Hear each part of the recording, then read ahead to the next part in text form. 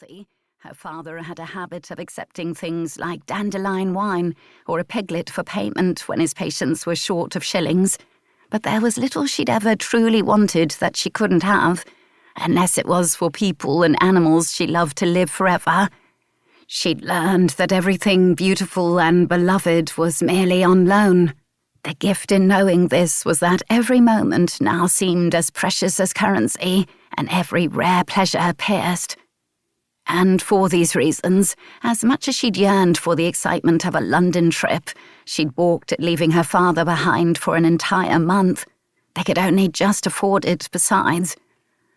"I forbid you to worry about me," he'd said sternly. "I'm not going to expire tomorrow, child, and I can do without you for a month or so. I've Mrs. Cartwright to persecute. Look after me." Mrs. Cartwright was their beloved housekeeper. He'd said this within her earshot so she could squawk in happy outrage. Cat was clever, and her parents had seen to it that she was well-read and well-spoken, and her aunt and Lady Wisterberg asserted she was more likely to meet a similarly clever, educated and well-spoken young man, who also had an independent income and maybe even, thrillingly, a title in London than in Lancashire. The notion of this jostled her heart pleasantly.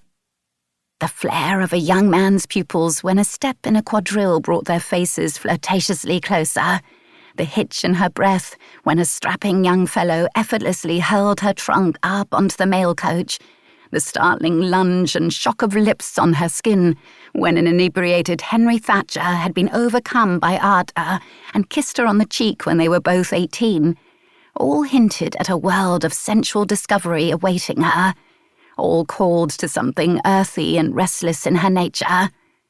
And yet, while a few young men had tried to court her, none had yet infiltrated her imagination. She did not lie awake at night pining for any of them.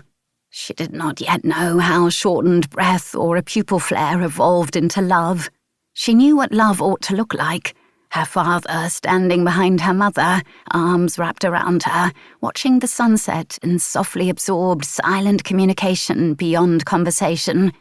He had courted her mother assiduously and won her, or so went the story they always told. There had never been anyone else for him. Surely she would know love by how it felt. So, in the end, she and her trunk had come in on the mail coach, accompanied by an older, widowed neighbour who had a few days' worth of business in London and would be abiding with her relatives near Covent Garden. Mr. Bellingham had assured both her and her father that the boarding-house proprietresses, Mrs. Hardy and Mrs. Durand, were ladies through and through and would look after her as well as her aunt would. Lady Wisterberg would look after her the rest of the time. The notion that she needed looking after amused Cat. She was 22 years old. She'd once helped her father sew the tip of a man's finger back on. She'd once assisted in delivering a lamb. When his assistant had gone home for the day, she sometimes handed him bandages or ointments or lent an ear to any suffering patients who arrived after hours, and she regularly strode or rode alone around the countryside to neighbours' houses or into town, but only safe distances, familiar ones, because her head was about as level as a girl's head could be without being flat as a table. Nevertheless, she understood that if a young man wanted to meet her, he would need to ask Lady Wisterberg for an introduction. She would be the bulwark between Catherine and any whiff of impropriety, and quite possibly the sentry at the gate between Cat and her own moment of watching the sunset with a man's, perhaps even a titled man's, arms wrapped around her. So Cat could foresee only delights while she was in London. She was looking forward to seeing Lucy again, as they had laughed a good deal together during the fortnight of the house party. Lucy was forthright and kind, and enjoyed horrid novels and archery and vigorous walking about to see the sights. Her embroidery was exquisite, and her watercolours abysmal, and for Catherine it was the other way around. Lucy had brought a tantalising whiff of London sophistication into the country, as she'd often stayed there with her godmother, Lady Wisterberg, in her townhouse.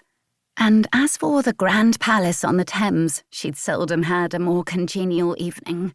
Mrs. Hardy and Mrs. Durand were everything that was...